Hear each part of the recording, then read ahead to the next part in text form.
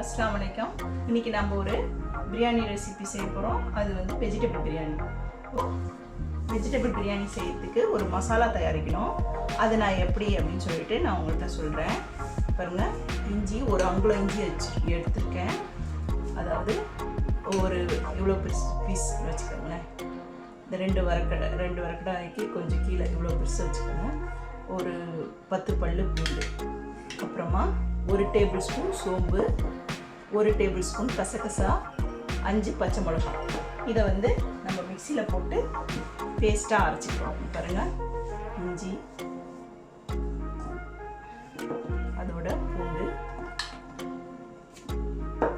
கசகசா, 1 table spoon சோம்பு, அப்புறமா 5 பச்சை மிளகாய். நான் 4 கிளாஸ் அரிசி எடுத்துருக்கேன், பாஸ்மதி அரிசி.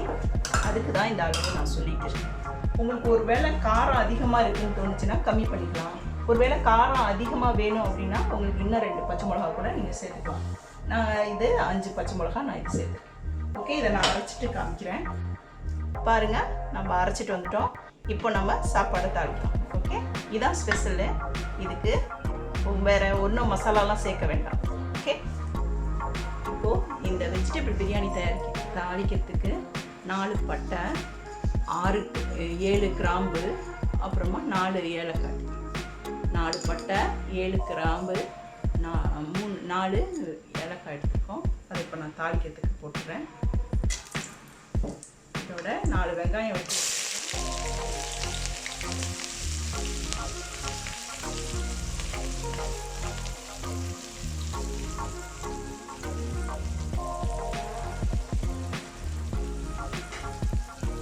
4 கிளாஸ் அரிசி எடுத்துக்கிறதுனால நம்ம 4 வெங்காயம் எடுத்துப்போம்.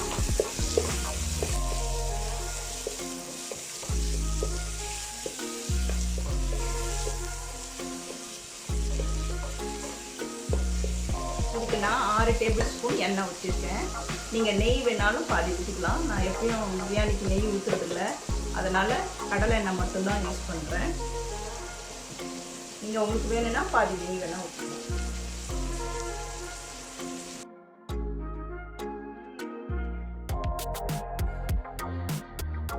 ஓகே, நான் இப்போது ஃபஸ்ட்டு பீன்ஸ் 100 கிராம் வச்சுருக்கேன், அதை போட்டுக்கிறேன்.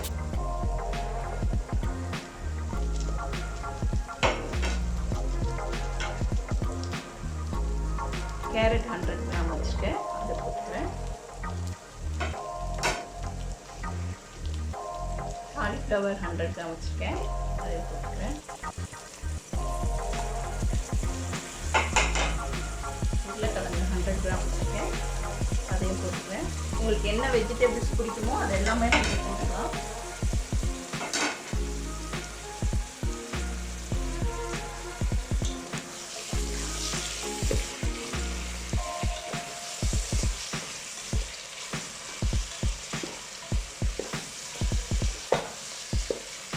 இது இந்த காலிஃப்ளவர் நான் முன்னையே மஞ்சள் தூள் போட்டு சுடு தண்ணியில் போட்டு வச்சுருந்தேன், அதனால தான் மஞ்சளாக இருக்குது. அப்புறமா காளான் கொஞ்சம் போட்டுக்கிறோம்.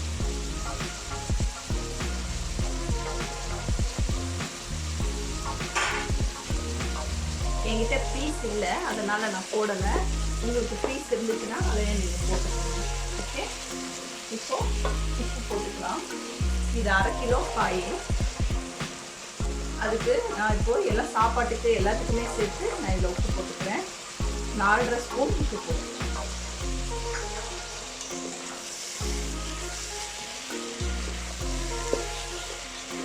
இப்போது இந்த இஞ்சி பூண்டு அரைச்சி வச்சோங்க, அதை வந்து பச்சை மிளகாய், இஞ்சி பூண்டு, சோம்பு அண்டு கசகசா சேர்த்து அரைச்சோங்க, அதை இதை போட்டு வைக்க மாட்டேன்.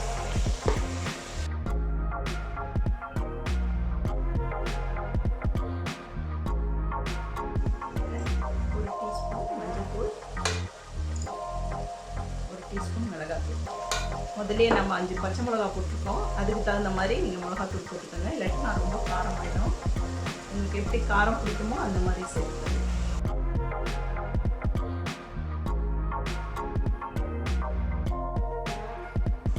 ஓகே, 2 நிமிஷம் ஆயிடுச்சு. நம்ம இதில் ஒரு கைப்பிடி கருவேப்பிலை, ஒரு கைப்பிடி புதினா, ஒரு கைப்பிடி கொத்தமல்லி போட்டுக்கலாம். இதோட 3 தக்காளி வெட்டி வச்சுருக்கேன், அதை இதில். இப்போ நம்ம 4 கிளாஸ் போடுறதால 3 தக்காளி போட்டிருக்கோம். ஒரு தக்காளி கம்மி பண்ணிக்கங்க. ஒரு 2 நிமிஷம் மூடி வைக்கணும்.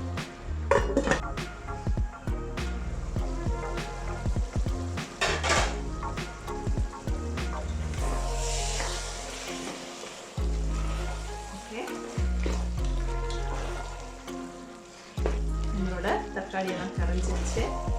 நம்ம இப்போ இதில் தண்ணி ஊற்றிக்கலாம்.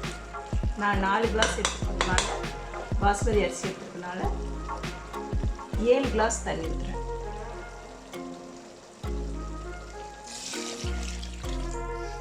இப்போ நம்ம இதில் 7 கிளாஸ் தண்ணி ஊற்றிருக்கோம். இது கொதிக்கும் போது நம்ம அரிசி போட்டுருவோம். ஓகே, இப்போ கொதிக்குது. நம்ம இப்போ அரிசி போட்டுருவோம்.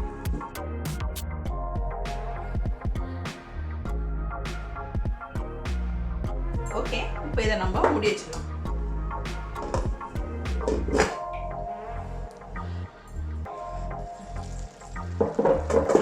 இப்போ தம்மலாக போகுது. இப்போ நான் ப்ரெட்டை வறுத்து வச்சுருக்கேன், அதை இதில்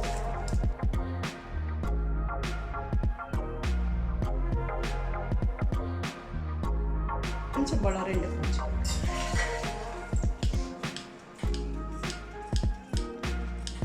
ஓகே, இப்போ நம்ம தம்பல் போட்டுடலாம்.